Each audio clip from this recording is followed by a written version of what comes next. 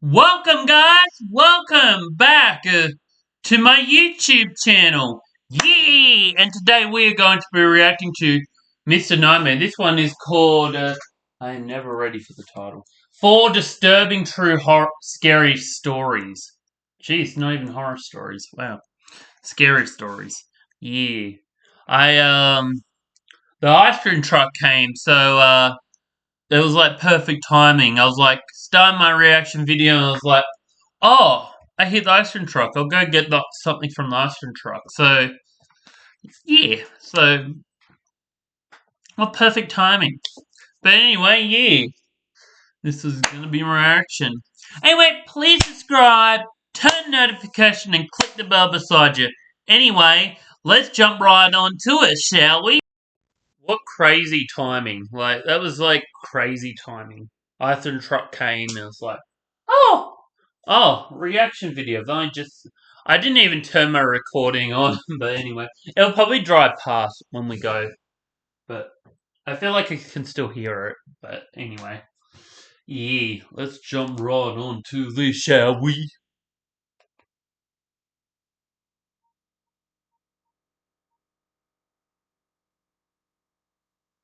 I like this one. I saw another one. I saw another one, but I'm pretty sure it said horror. It said Home Alone, which I did another one the other day. The other day I did a Home Alone one as well, but there was two Home Alones. I just found out, but I figured I'd do this one since I've done a Home Alone one before. But yeah, and I like these ones because it always surprises me. You never know what the story's about because it's a mystery. I had spent a few days in Austin visiting friends. I live in Louisiana, so it's sort of an all-day drive. On my last day in Austin, my old friend Tom had commented on my Instagram story asking when I leave, and I said today. He told me he lived an hour outside of Austin, which was actually in the direction home for me. I hadn't seen Tom in years, and it would be nice to catch up. He said I should stop by, and I said sure, why not? I set my GPS for Tom's address, and it said about an hour and a half drive. Tom and I had been friends back in high school, but lost touch after graduation. We followed each other on social media, but hadn't really spoken in years. When I pulled up, I noticed his house was a little old-fashioned. It wasn't run down or anything, just aged. The wooden porch creaked under my steps, and when he opened the door, I caught the scent of old wood and something rustic, like an old cabin in the woods. Tom was, of course, very welcoming, giving me a big hug and pulling me inside. Some friendships stay just as pure no matter how much time passes. The inside of the house was just as old as the outside. The furniture looked like it had been around since the 70s, and every step I took on the hardwood floors let out a small creak. It felt kind of Texas, I guess. It was kind of charming in a way, like stepping back in time. We What ads? I thought it was gonna be no ads, apart from because I paused it. Sorry for talking with my mouth full because I paused it. I have a lot going on in my head that my mind is faster than my how I speak because I forget things. I've got ADHD, but anyway, such is life. we sat down in his living room, catching up on life, drinking whiskey. It was like 5 p.m. by this point. One drink turned into two, two into three, and before I knew it, I was pretty drunk. The warmth of the alcohol made the room feel smaller, cozier, but also heavier. You had 3 drinks and you're already drunk? Wow. That was quick. Um, that was quick to get drunk. You got drunk in 3 drinks. I think he might have meant like one led to another and then I got drunk really easily or something. Maybe he doesn't drink a lot, so maybe I don't know. I probably didn't even listen to the story. Probably hadn't. This is the first time drinking. I'm just yeah. Hours passed like minutes, honestly. We were having such a good time catching up that eventually he dropped the question I knew he'd ask. Hey man, you got a long drive back. Why don't you crash here for the night? he offered. I hesitated, but he was right. I wasn't in any shape to be on the road. I said, yeah, good idea, and asked if I'd take the couch we were on. And then he said, nah, I got a spare room. It's nothing fancy, but it's better than the couch. That was good enough for me. We ate some Chinese food that we had delivered. After a while, he led me down a short hallway to the spare bedroom. I didn't pay much attention to the inside of the room because I was hammered. We both were. But I remember the air in the room was still, like the room hadn't been used in a long time. I barely had time to register my surroundings before I collapsed onto the bed, completely exhausted and drunk. Sometime in the middle of the night, I woke up. My mouth was dry, my head was spinning, and the room was dark, except for a little bit of moonlight sneaking in through the blinds.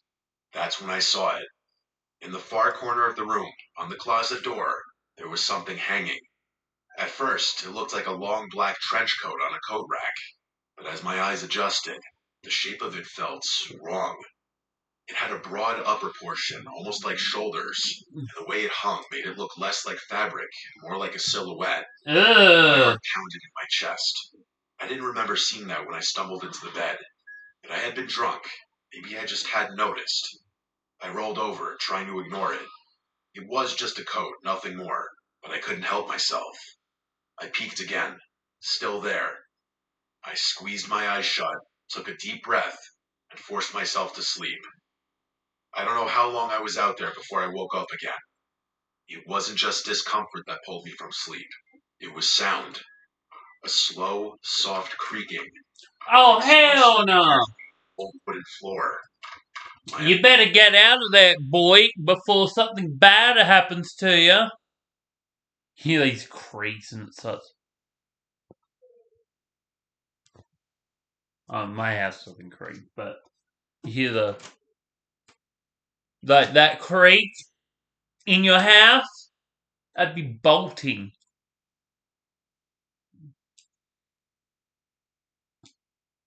I mean, I don't know. The friend doesn't seem dodgy though in this story, so it could be just a random person in his home.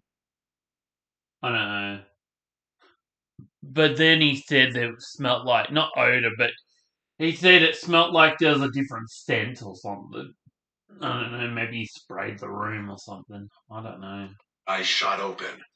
The room was dimly lit now, dawn creeping through the blinds. I turned my head toward the corner, and my stomach dropped. The coat was gone. I sat up so fast that my head spun.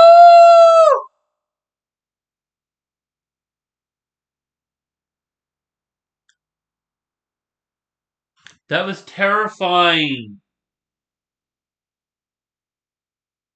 I didn't expect him to go like a really like that's oh.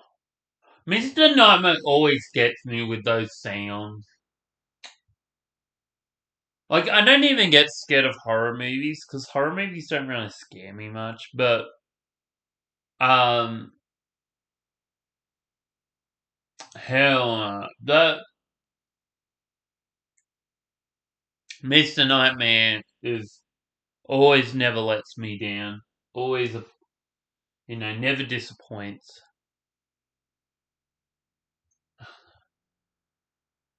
And the coat's gone. Well, it could have been your friend. I don't know. Then again, I don't know. It could have been a random person. I don't know. That's disturbing, though. Dawn creeping through the blinds. I turned my head toward the corner, and my stomach dropped. The coat was gone. I sat up so fast that my head spun. My body was buzzing with a sickening mix of fear and leftover alcohol. I scanned the room, my heart thudding against my ribs.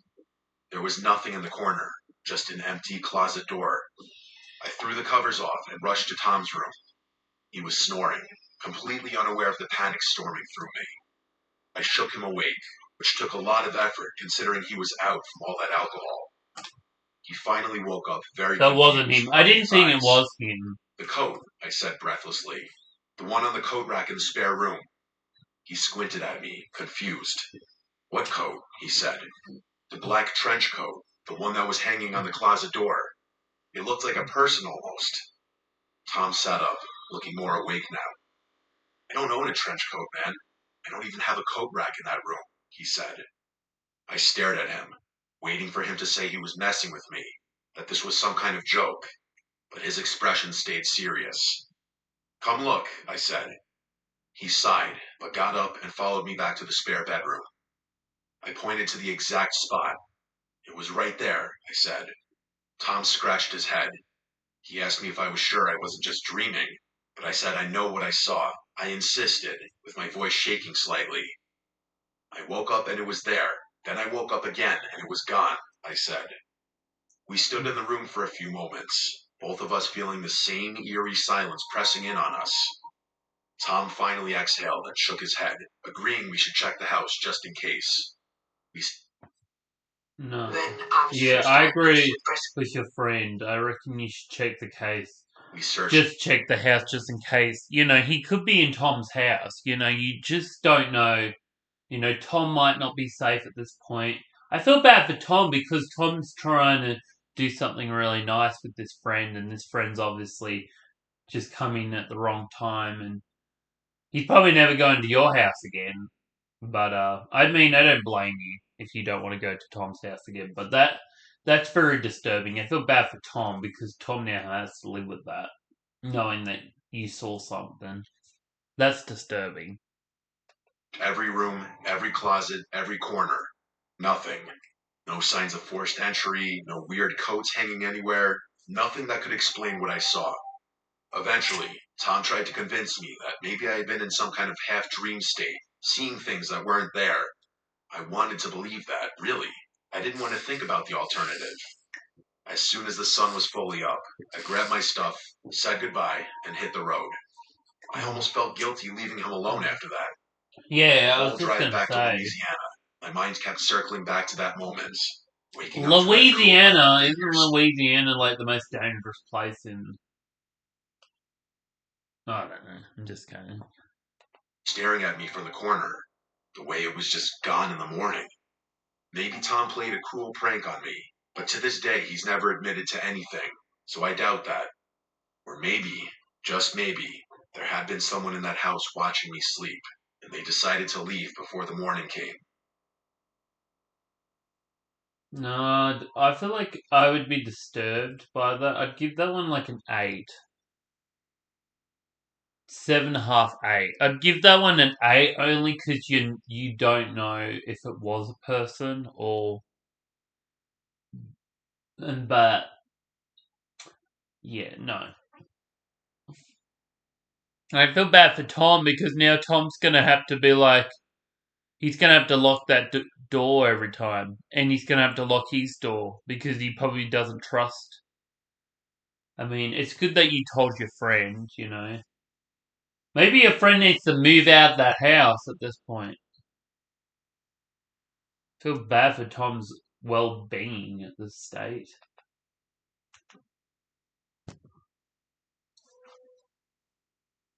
This happened to me when I was 18 years old. I was on a trip with my parents and a friend of mine, whom we can call Anna. This story takes place in Sweden when we were on a road trip. My parents, Anna, and I were going on a domestic trip, and we had an 8-hour drive from home. The plan was to visit a theme park and stay at a campsite, but we hadn't booked one. The day came, and we arrived in the city where the theme park was located, but we planned to visit it the next day, so we needed a place to sleep. Since we had brought tents in our car, my dad searched online for a nearby campsite. He found one that seemed good and close by, so he called the campsite. Unfortunately, that day coincided with a big soccer tournament, and the campsite was fully booked. Since we hadn't reserved a spot in advance, there was no space left for us. My dad called around, but we couldn't find any campsites that were reasonably priced and near the theme park. Our only option was to find a camping spot in nature. We set the GPS to the nearest parking area in a forest to avoid parking fines. Eventually, we found a spot in a nature reserve. When we arrived, there were a place to sleep and that there were no parking attendants. Based on that, we decided to sleep in a small, lonely gravel parking lot. We were surrounded by forest, and a 10-minute walk away was a beach. At first, we considered setting up our tents on the beach, but something told me it would be better to camp in the parking lot. As we got out of the car to set up our shelter for the night, I noticed a lone car parked further away in the lot. It looked like it was in bad condition, and there was no one inside. I found it strange because it was already evening, so there were no more people at the beach or hiking in the woods. However, I didn't think too much about it at the time. I helped my parents set up our tents. They were sleeping in one tent, while Anna and I shared the other, with both tents placed close together. After struggling to build them, we finally finished.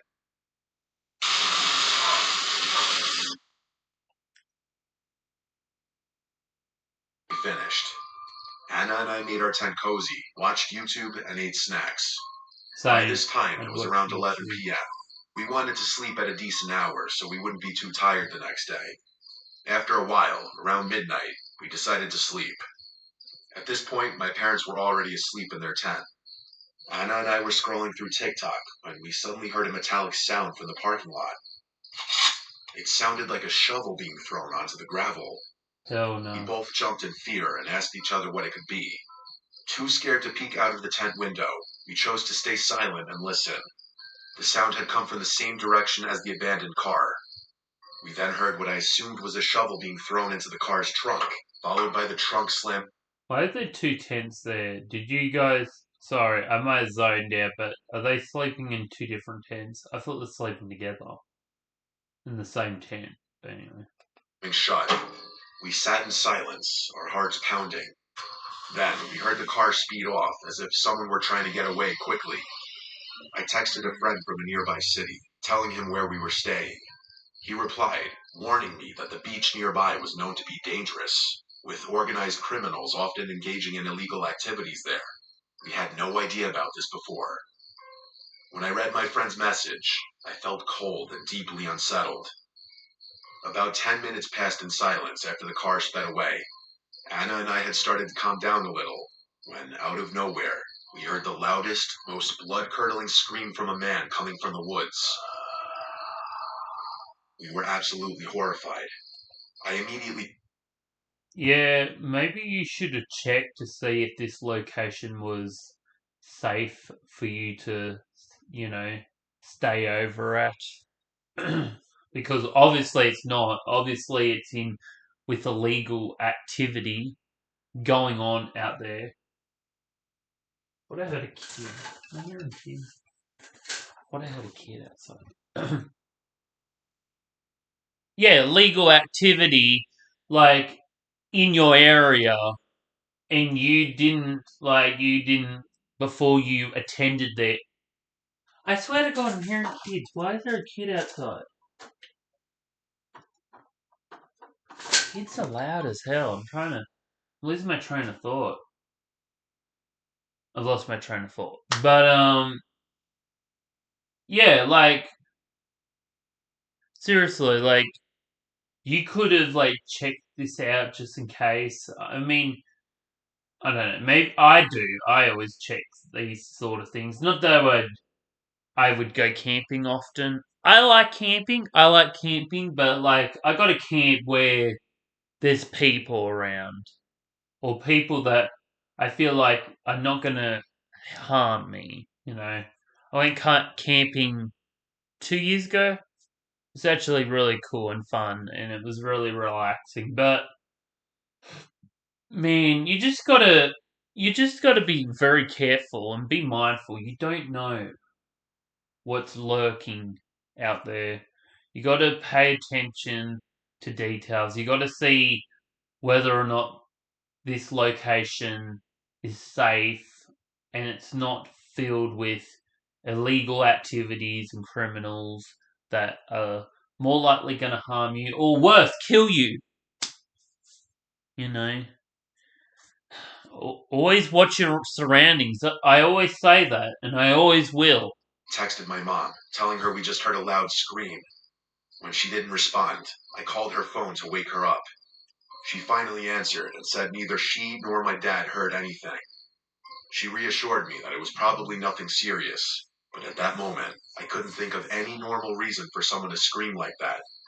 Anna and I crawled under the blankets, terrified, not knowing what was happening.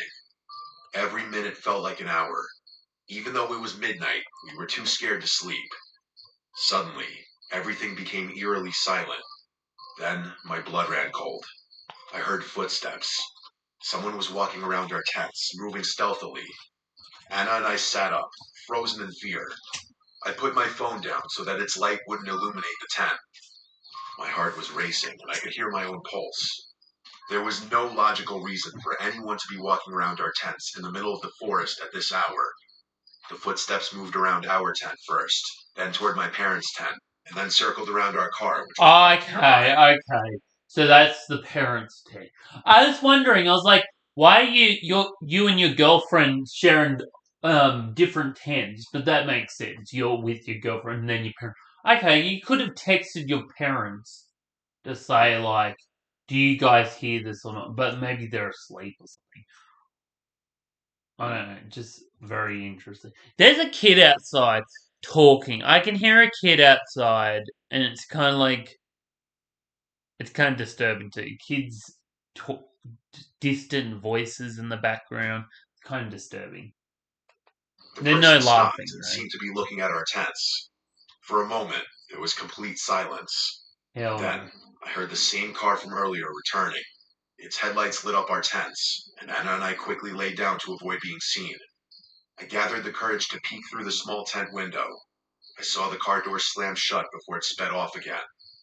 I felt a brief moment of relief when the person left. From my vantage point, I could see the road they had driven down. 5 minutes later, I saw another car approaching fast. It was a police car, racing in the same direction the other car had gone. Nothing else happened after that. Anna and I were still shaken, so we decided to sit in a locked car to feel safer. I stayed awake until around 5 a.m., keeping watch over the forest, while Anna eventually fell asleep beside me. After about an hour, we went back to our tent, and,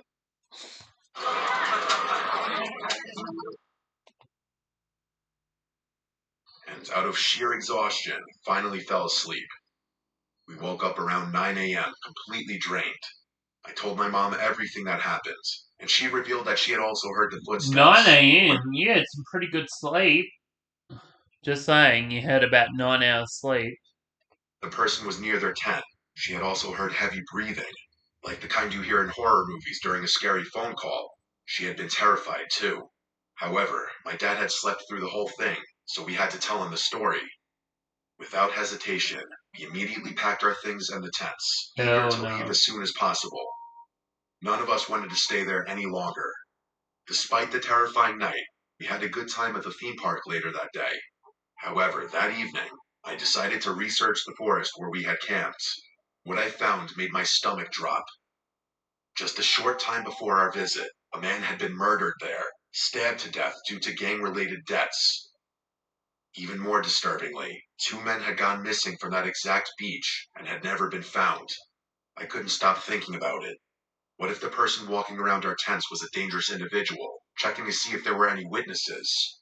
What if we had been in serious danger without realizing it? Even now, I still think about that night. Who made that horrifying scream? And why was someone using a shovel in the middle of the night in a forest? And the police, what exactly were they chasing? I guess I'll never know. Nope. And I'll never find out. Never want to. Yeah, no, no. That is very disturbing. Sorry, four disturbing, true, scary stories. Sorry, I said three. I'm pretty sure I said three in my intro. I can't remember. But, yeah, no, no. You don't know, like I said, just be aware of your surroundings. Always check, yeah, don't ever go there again. That's the moral of the story. Don't ever go there again, you know? It's a dodgy place. You probably did witness a murder in the distance, you know,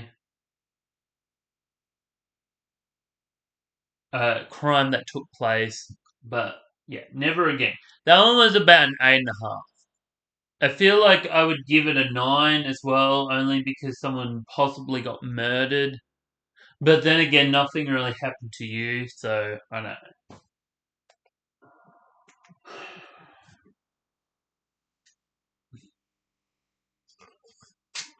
This is a story that still haunts me when I think about it, even though I was so young when it happened.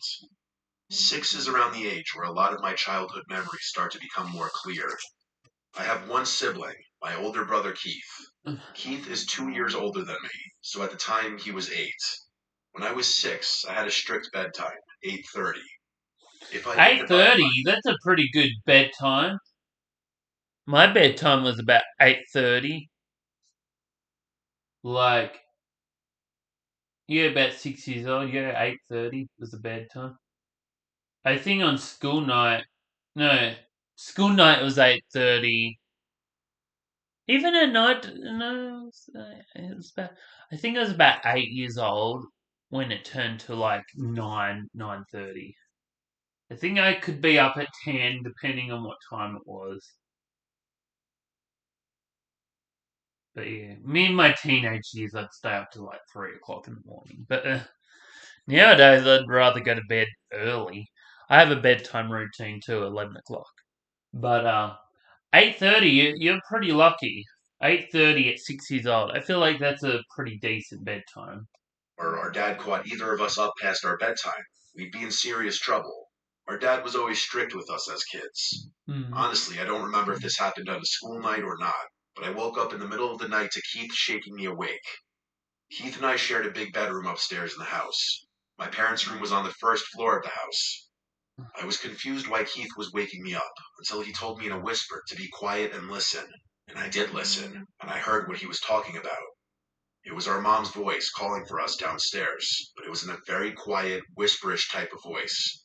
I was going to get up to go answer our mom, but my brother told me not to. He said that he didn't think it was mom. I told him to stop trying to scare me. I remember being so mad at him.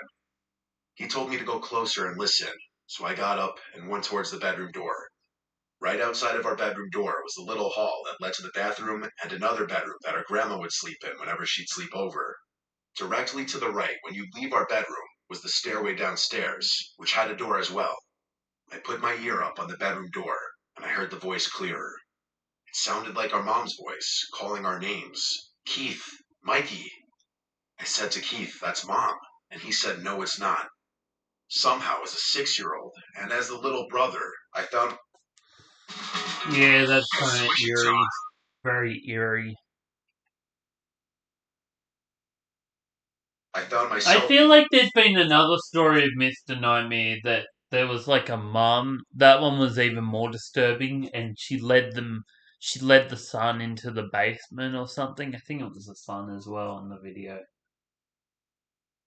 And he looked under the thing, and that was very disturbing. That was like a 9, that one. This one, well, 9.5. This one was about 8 so far, but we'll see how disturbing it gets. one confident enough to And open our bedroom earring. door and then listen through the stairway I door. hate But eeriness. now, the voice stopped.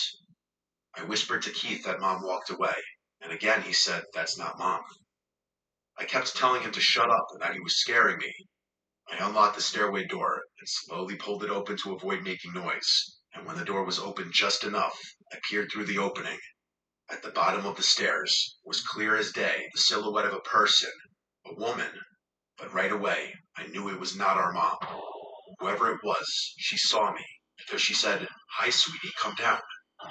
Immediately, I shut the door and locked it. I went back into our bedroom and locked that door as well.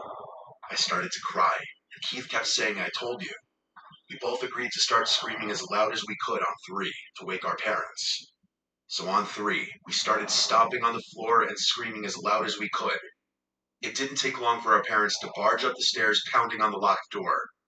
At first, our dad was pissed about the door being locked, but as soon as we let them in, they saw that I had been crying and we were genuinely disturbed about something. They listened to us.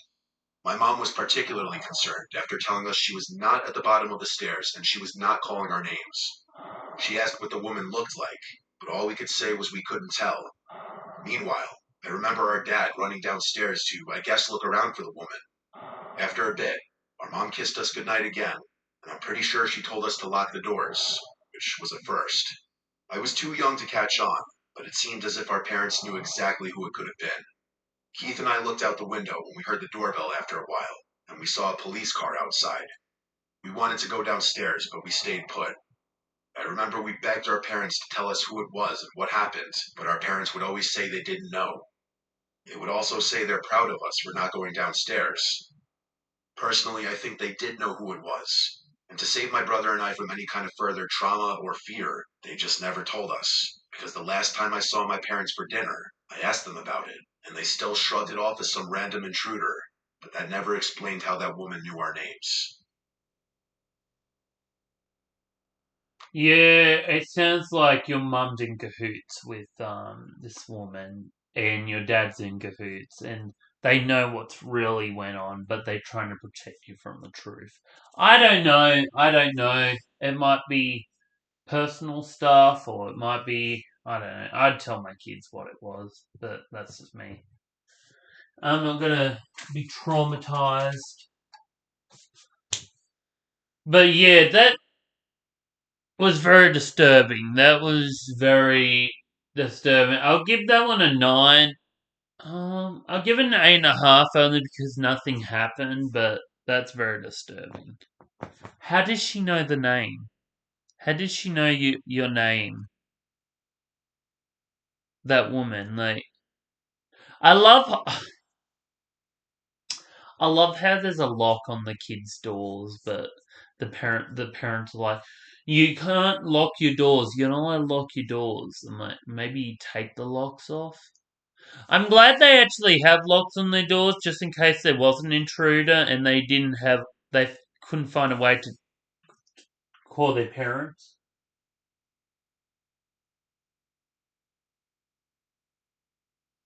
But yeah, just how did she get into the house anyway? Too, it sounds like your parents left the door open or something as well. Because how did she get in the house? Or did she go through the window or so? How did she get in the house? There's a lot of like unsolved questions to that story, like unsolved answers. But I guess we'll never know about this story either. Yeah, they're definitely in cahoots. No questions asked. This happened when I was 16.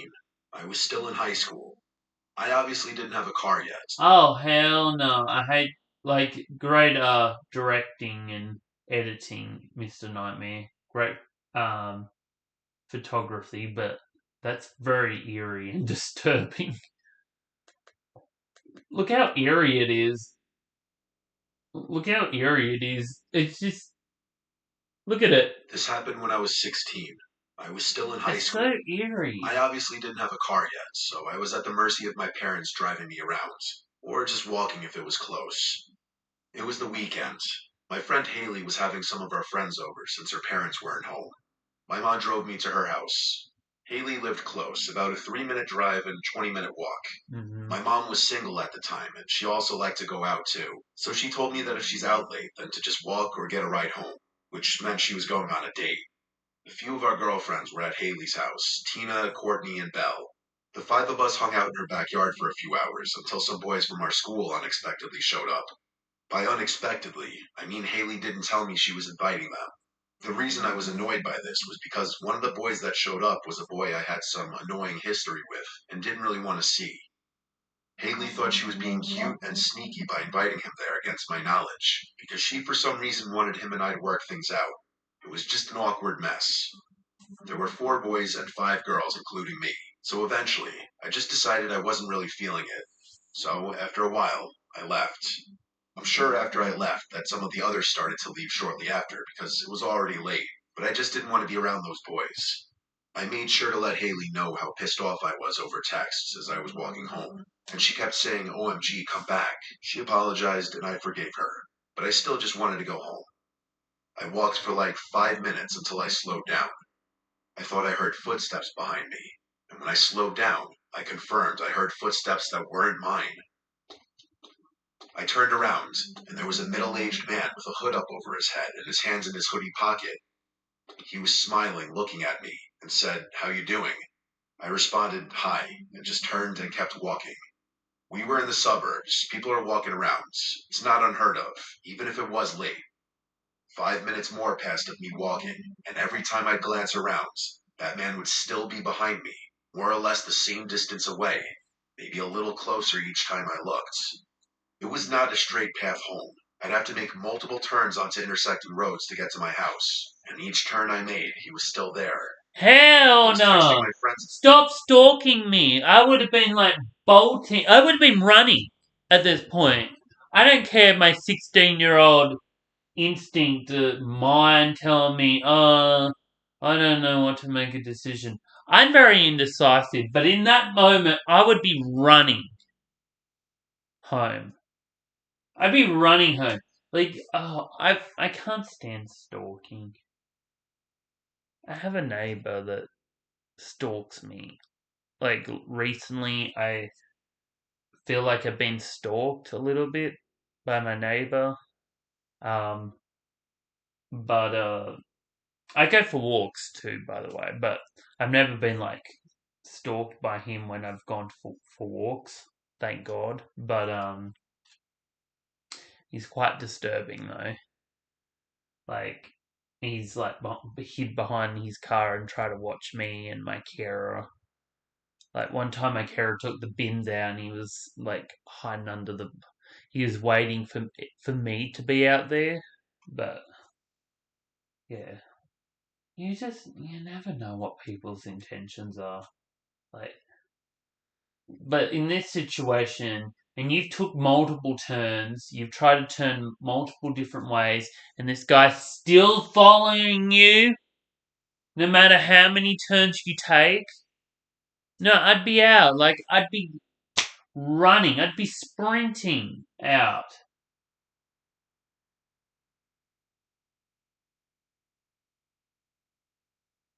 Yeah, no.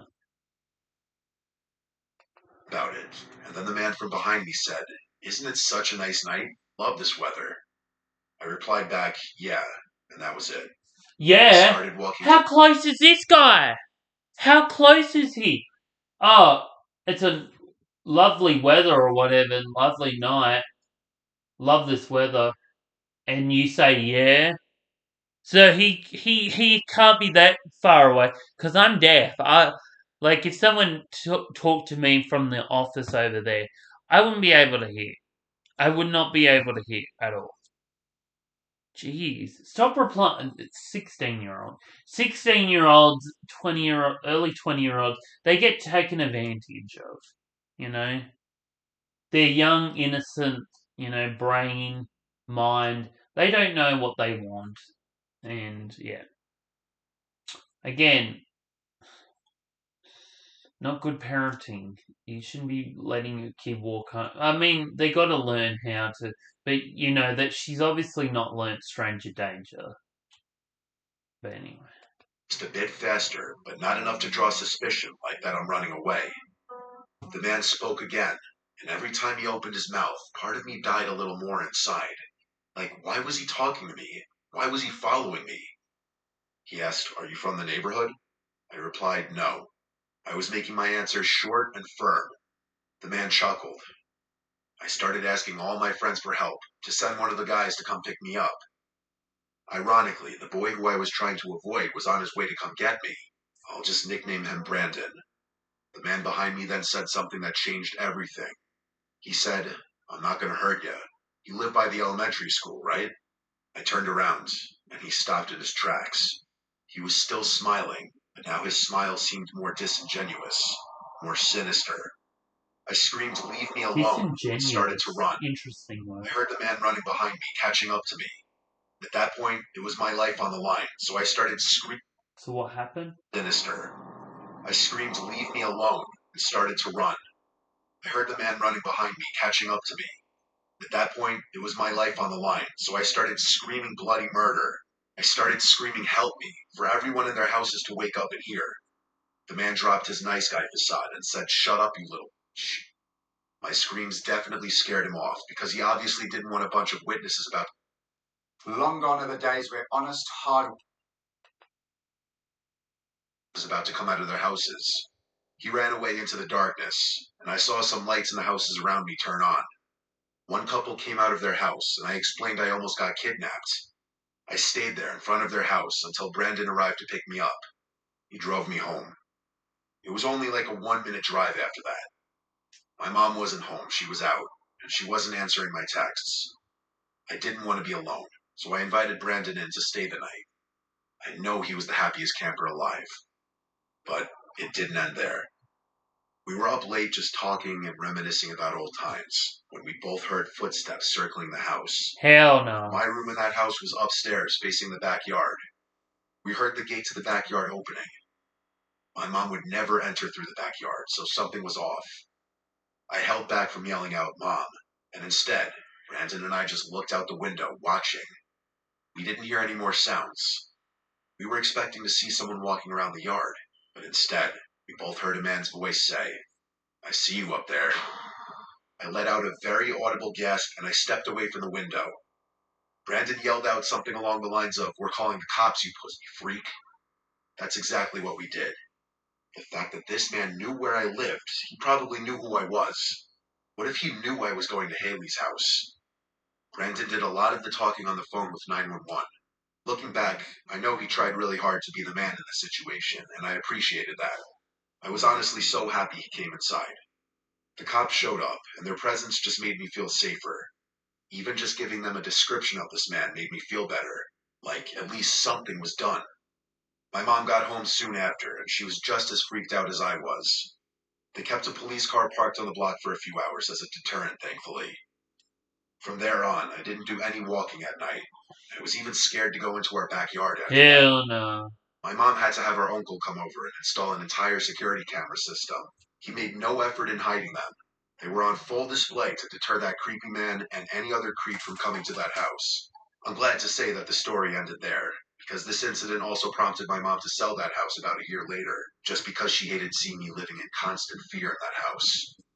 We never found out who that man was. Yeah. Don't think I ever want to find out who it was. Good on Brendan. Brendan. Brendan's a man. He knows what to do in situations. But yeah, no. That one was about a 9 because he knew where you live and he was stalking you. I could have gone a 9.5. That one was definitely the scariest one in the story so far. Oh, that one was bone chilling. Hell no. How did that guy know where you lived too? That didn't make any sense. How did he know where you lived? Guess we'll never know. We'll never ever know. Yee! That was my reaction to 4 disturbing true scary stories by none other than Mr. Nightmare himself. Yeah, no, they were very disturbing, especially the last one. The last one with that random guy. I thought there was going to be a plot twist, like one of the guys that she didn't like at the party was going to be the bad one, but it was the good. But it wasn't. It was some random guy. Yeah, just don't walk home late at night. Like you can walk alone by yourself, but just not at late night. I don't even walk by myself late at night unless I know, like you know, unless it's like on a public road. Not, I wouldn't be walking on these roads. I'd walk in public down at the shops because I know that there'd be someone down there to protect me. But I wouldn't like, especially if you're like 16 years old. I'm glad that Brendan, I still remember his name, was, yeah. And the one with the mum in the third story, the woman that was pretend to be the mum. Like, no. No. Yeah. How did she get in the house? How did she get in the house? That's what I want to ask. How did she get in the house? It doesn't make any sense. They're obviously in cahoots. They know something that they don't want to share with you. What was the second story? The second story, I can't remember. What was the second story? I always forget the second story or the first story. Oh yeah, with the tent. Yeah, you never know with this. You know, That I'm glad you got out of that situation. Just never go back to that place again. Just saying. And the first story was, oh yeah, the coat. I feel bad for your friend. I forget was it Tom? I think it was Tom. I feel bad for Tom because now he has to live with that person that was hooded and that. Like, no. I would have been like done. I would have been done. I'm glad that you got out of that situation unharmed. But now Tom's got to live with that. Like, feel bad. I'm glad that you were aware of letting him know too. Damn, what a sucky situation there. He was just doing something nice as well. But yeah, such is life. Yeah. Anyway, please subscribe, turn the notification, and click the bell beside you. I love you guys so much. Mwah, mwah, mwah. Thanks for watching. Bye!